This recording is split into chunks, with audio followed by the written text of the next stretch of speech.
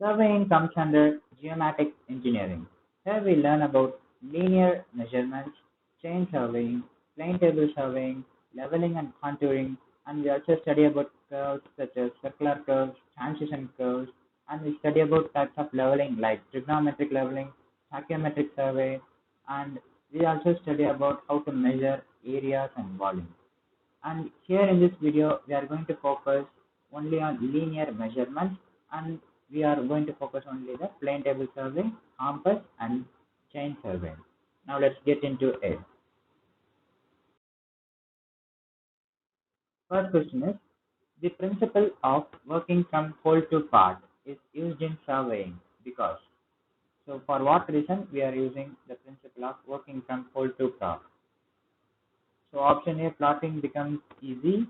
Option B, survey work can be completed quickly. Option C, accumulation of errors is prevented. Option D, all the above. So for what reason the principle of working from whole to part is used in survey? So best answer is option C, accumulation of errors is prevented when we are using working from whole to part. Now let's see other important points regarding this. What are the other principles of surveying?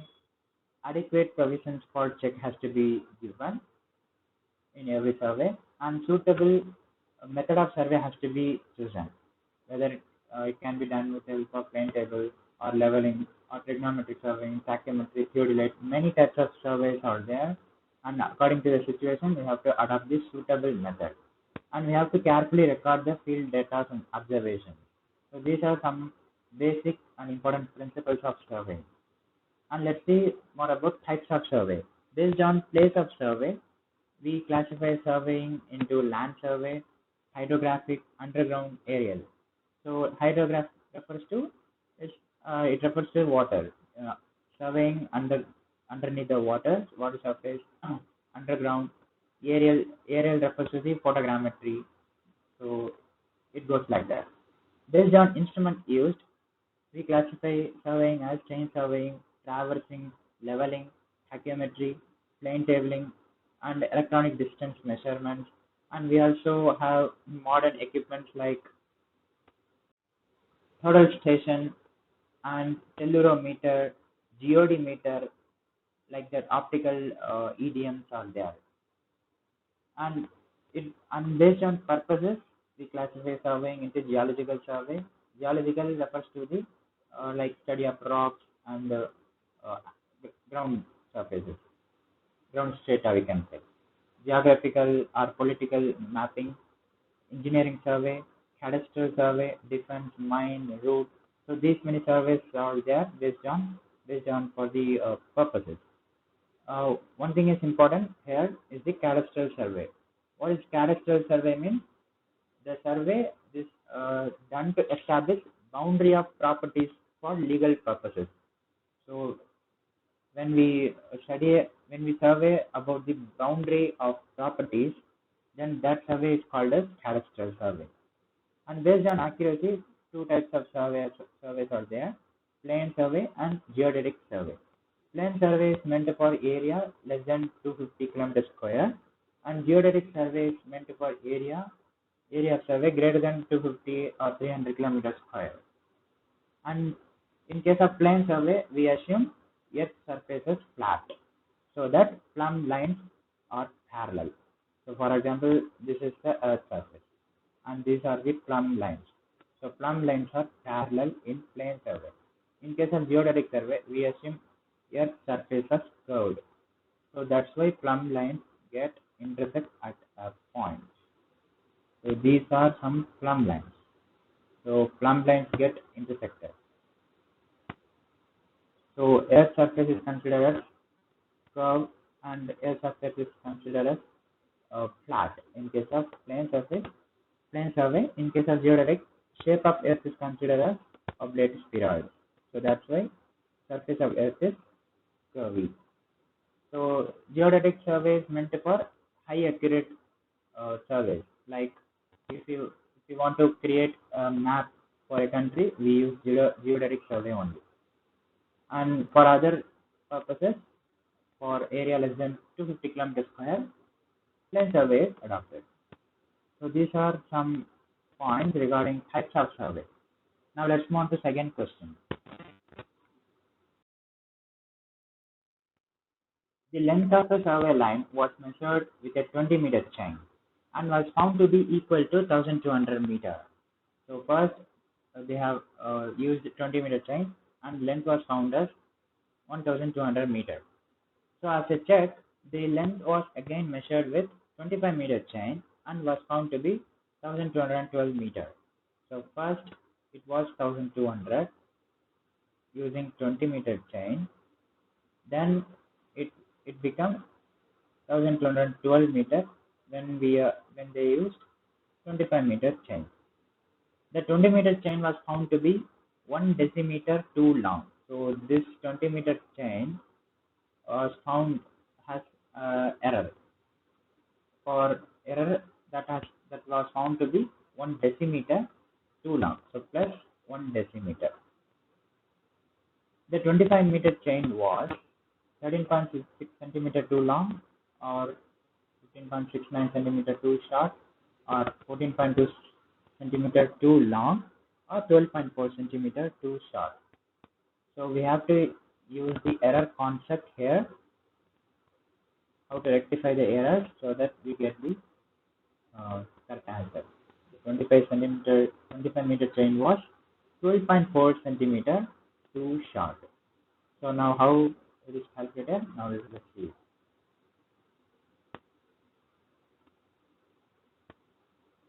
For 20-meter chain, true length was 20 meter plus 1 decimeter. So 1 decimeter is nothing but 1/10 of a meter. So we know the conversion, how it is converted. 1 decimeter is nothing but 1/10 of a meter. So that's why 0.1 meter. 20 plus 0.1 is equal to 20.1 meter as the true length of the 20-meter chain. So therefore, actual length of survey line becomes 1200 into 20.1 divided by 20. So this is the basic formula or basic calculation to determine the actual length of survey line. So it becomes 1206 meters, the actual length of survey line. Now we are using 25-meter chain.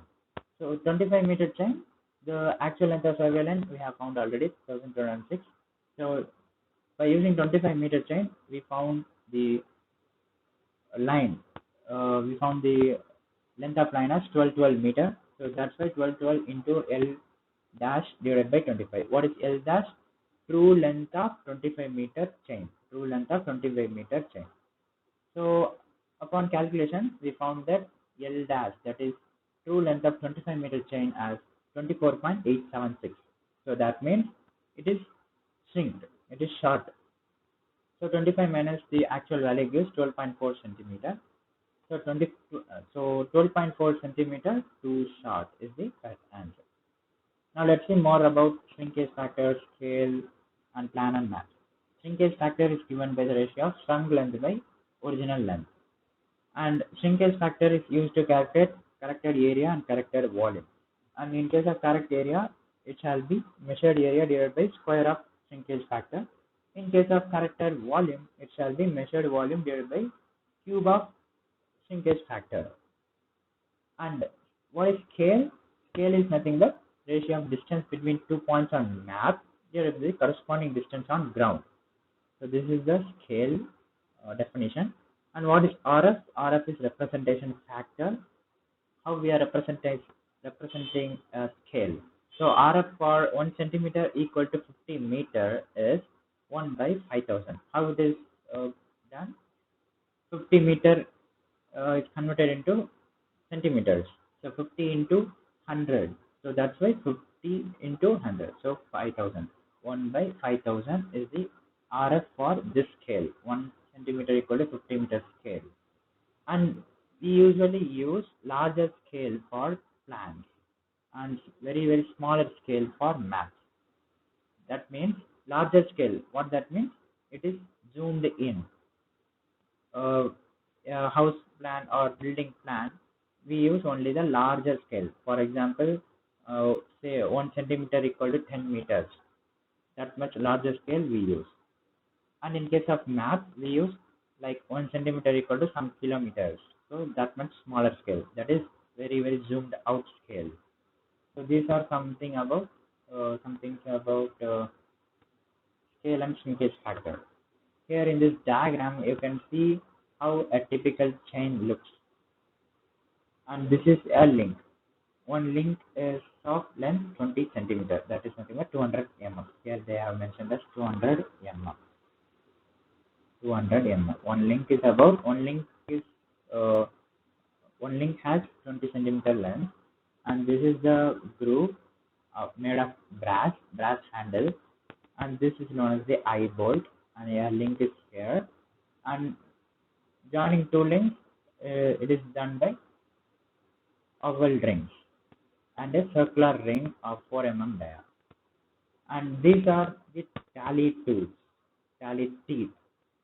This one circular ring or one brass ring will be present at every meter length. For every meter length, one brass ring will be presented. And at every 5 meter length, there will be a tally teeth. At the first 5 meter length, one teeth will be there, and at the second 5 meter, or we can say tally teeth at 10 meter length, two teeth are there, two teeth, and at 15 meter, or we can say third 5 meter, three teeth are present. So these are the tally teeth. Now let's move on to the third question. A plot of land 60 meter cross 20 meter is measured by a steel tape. If the standard error of length and width measurements are taken as plus or minus 1 centimeter, then the standard error would be. This question is also based on error rectifying type. So we have to adopt only one single formula to get the answer for this standard error. A single and simple formula is there. You have to employ that formula to get the answer for standard error. So here the answer is option D, plus or minus 632 meter square. Now let's see how it is calculated. Standard error for area. Standard error of area is given by this formula. Rho A is equal to root of this rho L dA by dL plus whole square plus rho B dA by dB. So what is dA by dL? Is nothing but breadth. What is breadth here? 20. What is dA by dB? Nothing but length. What is length here given? 60 meters. So dA by dL known, dA by dB also known. What is rho L and rho B? They have given us 1 centimeter error. So just substitute all the values here and get the root of it to get the answer for standard error. That will be plus or minus 0.632 meter square, and keep an eye on the units. So here they have given in centimeter, in meter, the answer is in meter square. So we have to keep an eye on the unit conversions. And let's see other corrections for errors. Correction for slope is given as CS is equal to minus h square by 2L. So you can get here in this diagram. So this is a kind of slope, and this is h, and this is L, and we can say this as D. So what is correction for this slope? Minus h square by 2L. And correction for sag. Sag means like this. Here one handle is there, here one handle. So for this correction for sag, formula goes like this. Cg is equal to W square L cube by 24 P square. What is small w? Small w is per meter, how much the chain weighs. Kilometer per meter we can say, or Newton per meter. That's why small w. And what is L1? L1 is the length of one sag. Length of one sag. There may be n number of sags. There may be n number of sags. If it is present like that, so then we have to add here n square. So 24 n square p square. So for only one sag, we have to calculate this only. Correction for sag is equal to W square L cube by 24 P square. When n number of sags are there, then we have to divide that with n square. For correction for pull, Cp is equal to P minus P naught L by Ae. So this is the correction for full.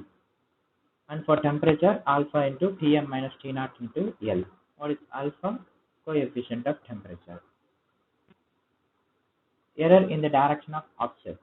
So due to offset, there will be some error, and the deviation shall not be more than 0.25 mm, or we can say 1 by 4th of mm, or we can say 0.025 centimeter.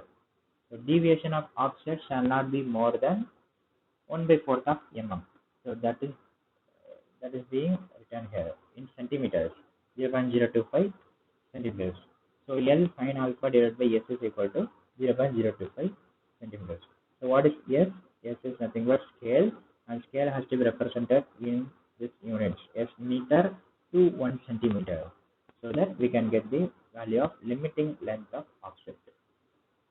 So these are some points regarding corrections and errors and corrections. Now let's move on to fourth question.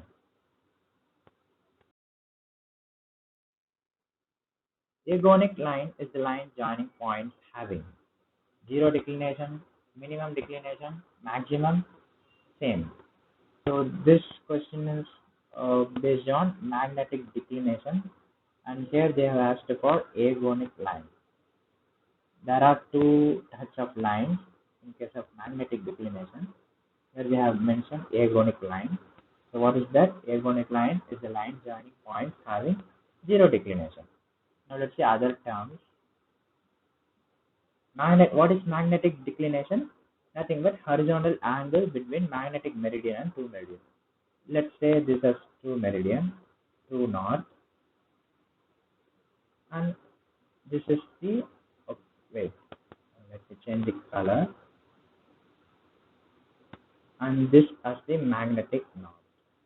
This is the magnetic north. And what is the angle between them? That angle is called as magnetic declination. Horizontal angle between magnetic meridian and true meridian. So there are two terms, isogonic lines and agonic lines. What is isogonic line? Isogonic lines are the lines joining points of same declination. Same declination, that means isogonic lines. And these lines do not form complete great circles. This is one important point regarding isogonic lines. And what are agonic lines? Agonic lines are the lines joining points of zero declination. And in these lines, Tm and mm, that is true meridian and magnetic meridian, coincide at all points. Why? Because in the definition itself, it goes like this: zero declination. So no declination is there. So that's why Tn and Tm coincide. And what is dip? Dip is the vertical angle with which magnetic needle makes with horizontal. So for example, let's take this as a magnetic needle, and whatever the angle made with the horizontal here, that is the dip. This is the pivot point. This is the pivot point, and the angle made with here and here is the dip. Vertical angle with which magnetic needles mix with horizontal. Here this angle is vertical, here this angle is horizontal. And there are two terms regarding this: isoclinic and aclinic. Isoclinic means points of same dip. Lines joining the points of same dip. Aclinic means lines joining points of zero dip. And there are other terms, variations in declination.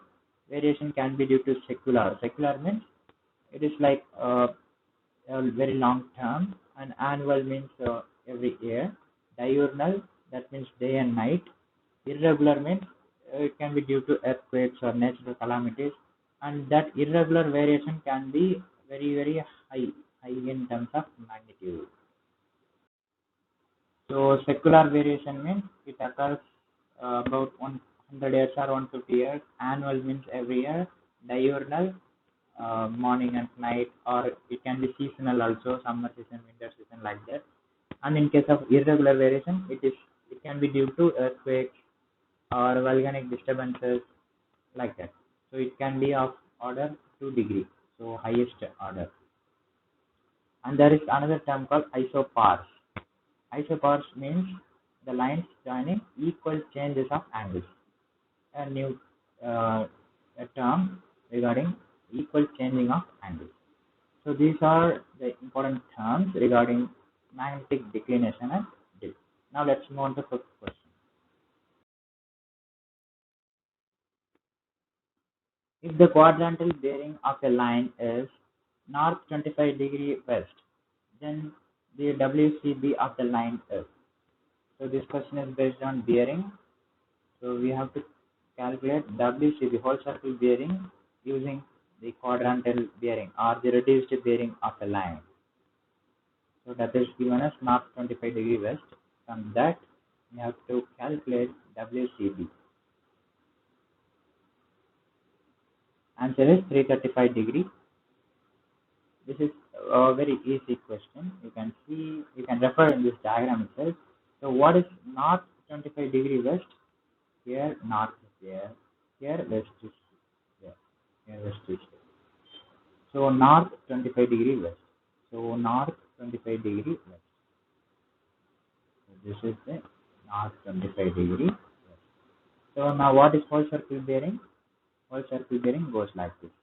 From the north, we have to just circle out to touch the line so that we can calculate. So how to calculate? 360 minus 25. So 360 minus 25 gives the answer for whole circle bearing. So this is how we have to calculate whole circle bearing and quadrantal bearing. You can refer this diagram to get clear of what is whole circle bearing and what is reduced bearing or quadrantal bearing. So in whole circle bearing, we are calculating every angle from the north as reference. But in quadrantal bearing, we use both north and south as reference. So that's why they are denoting like this: north 25 degree west. So from the north 25 degree towards west, we can say like that. And difference between forward bearing and back bearing shall be 180 degree only. If at all it is deviating from 180 degree, then that line is attracted, is exposed to local attractions, local magnetic deflections. So forward bearing of a line and the back bearing of the same line, so difference between them shall be 180 degree only. Then that line will be free from local attractions. Whole circle bearing ranges from 0 to 360 as we have seen just now, and reduced bearing or quadrantal bearing ranges from 0 to 90. If forward bearing of line is north 30 degree east, then what is the back bearing? Just change the direction, north to south, east to west. Just we have to change the direction alone in case of reduced bearing. What if in case of WCB? For example, this is A point and this is B point, A, B, and here the angle was measured as 45. That is nothing but forward bearing. Then what will be the back bearing? Nothing. 180 minus 45. 180 minus 45. That is, from here we have to calculate up to here. That will be given as 180 minus 45. So that gives the answer for back bearing value. So this is how we have to calculate. Sorry, it is not minus 180 plus 45 degree. Actually, 180 plus 45 degree gives the back bearing of line AB in terms of whole circle bearing. This is how we have to calculate the bearing values. Now let's move on to sixth question.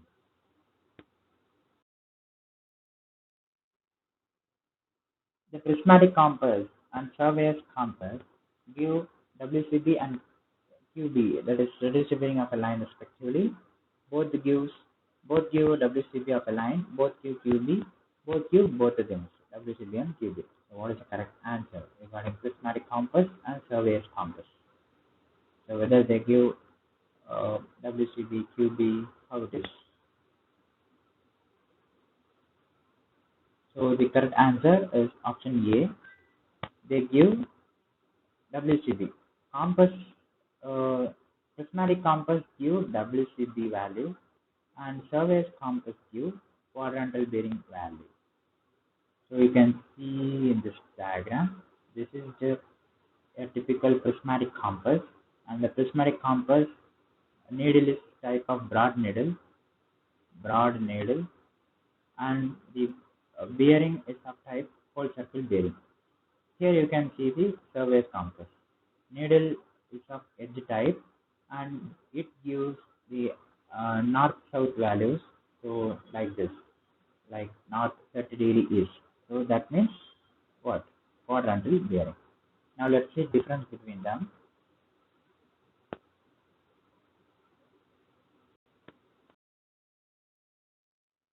So these many differences are there between prismatic compass and survey's compass. The magnetic needle in this compass is broad. We have seen in the diagram itself. For this, it is a edge-bar type. In prismatic compass, graduated ring is fixed to needle. We have already seen in the diagram that the graduated ring is fixed to needle, but here ring is fixed to box and independent of needle. Therefore, it rotates with line of sight. Prism is provided at weaving end. Here there is no prism. So here prism is provided. That's why graduated is read through prism, and the graduations are engraved inverted. Here no prism, so graduations are engraved erect. So actual graduations can be viewed. Here inverted graduations are there. By weaving through prism, we get the uh, cut value, erected value. Graduations are in whole circle bearing. Here reduced bearing system. Here tripod is not required. Here tripod is essential. Here in prismatic compass we can uh, that can be held in free hand, and we can measure the direction. Here in surveyor's compass, tripod is essential. In prismatic compass, sighting and reading can be done concurrently. Here it cannot be.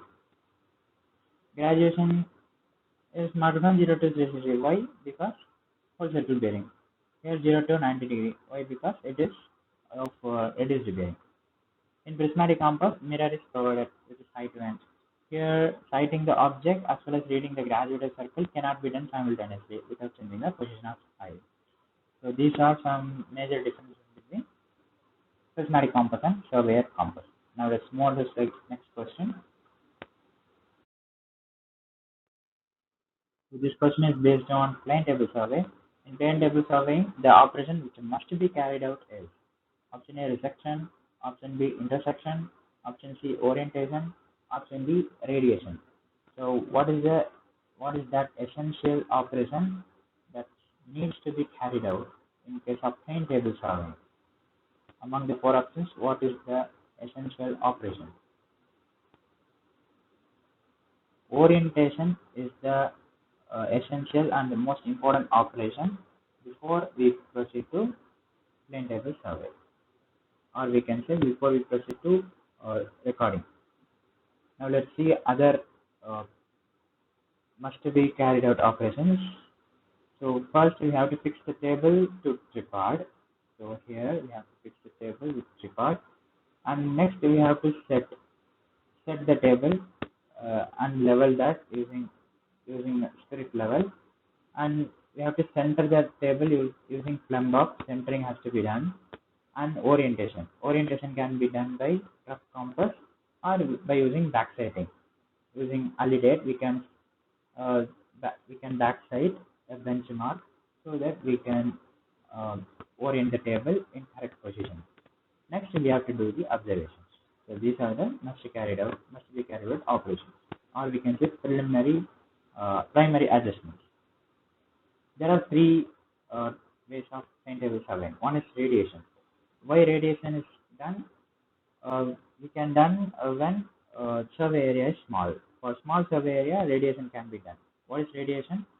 For example, uh, here we are here the plane table sheet is there. From this instrument station point, just radiate the line. So this is the radiation and join the corresponding line to get the area. So this radiation can be done only in the small survey area, and all stations should be visible and accessible.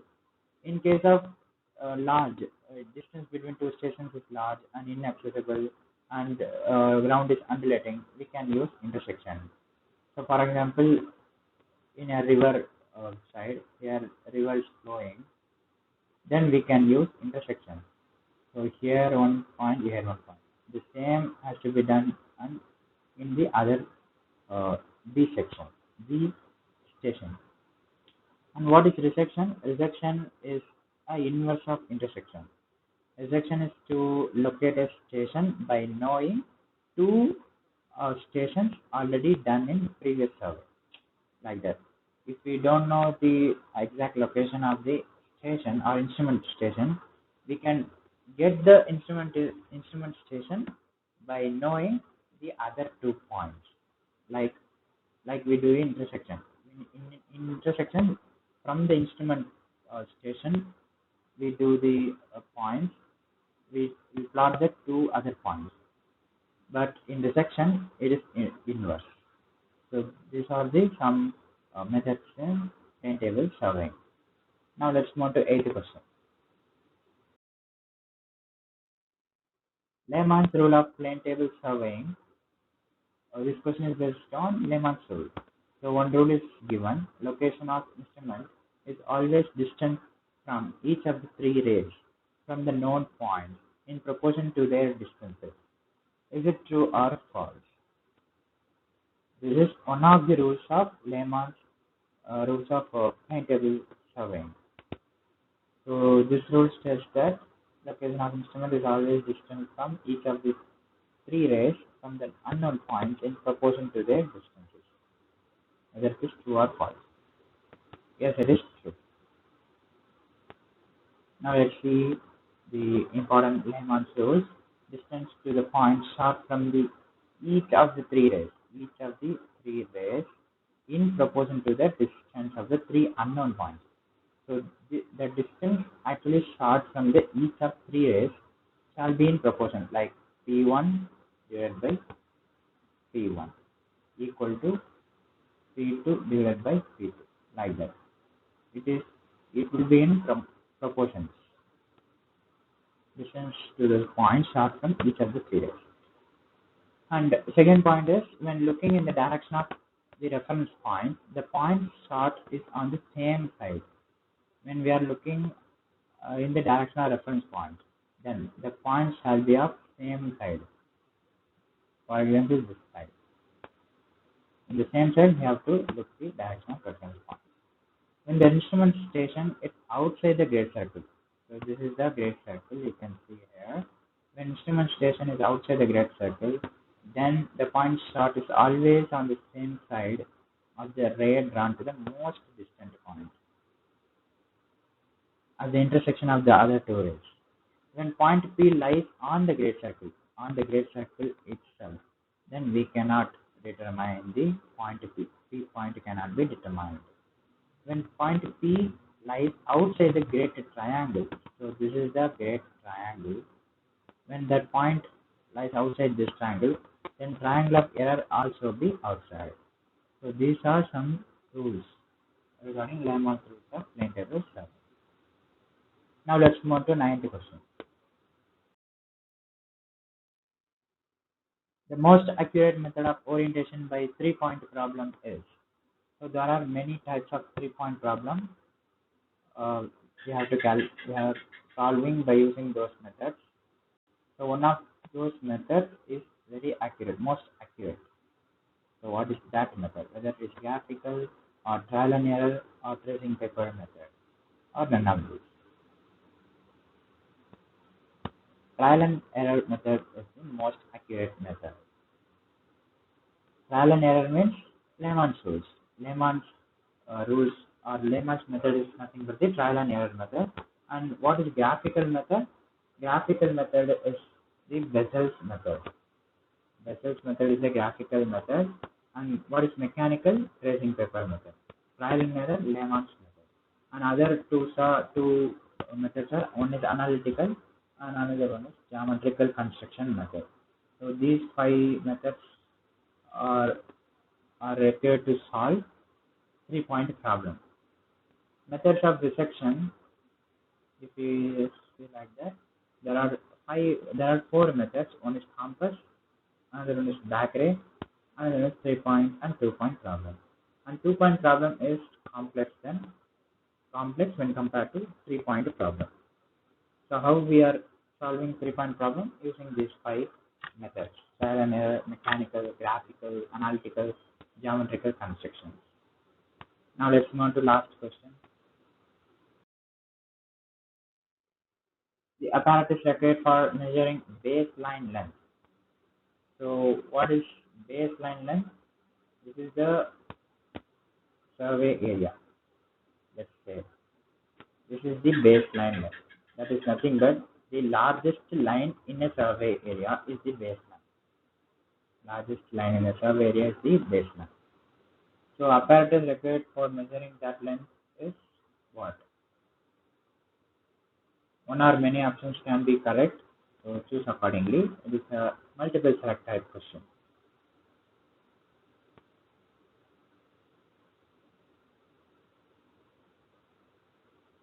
Option A and option B as well as option B are correct.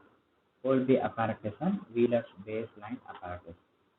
Now let's see some other important things regarding this. Rigid bars are classified as constant and optical apparatus. What is a constant apparatus? Ends of a predetermined number of bars are brought into contact for measuring the length in steps. So in length in steps, we use constant apparatus, for example, duplex. So these are some information regarding the rigid bars and baseline length. So what is optical? Their observations are made with microscope. That's it. Here we are using step by step. Here using microscope we are calculating effective length of the bars. So examples followed by apparatus. So that's all about this video. We have covered plain table survey, chain survey, and some errors in the survey, and also the compass survey. If you like this video, please like, comment, share with your friends.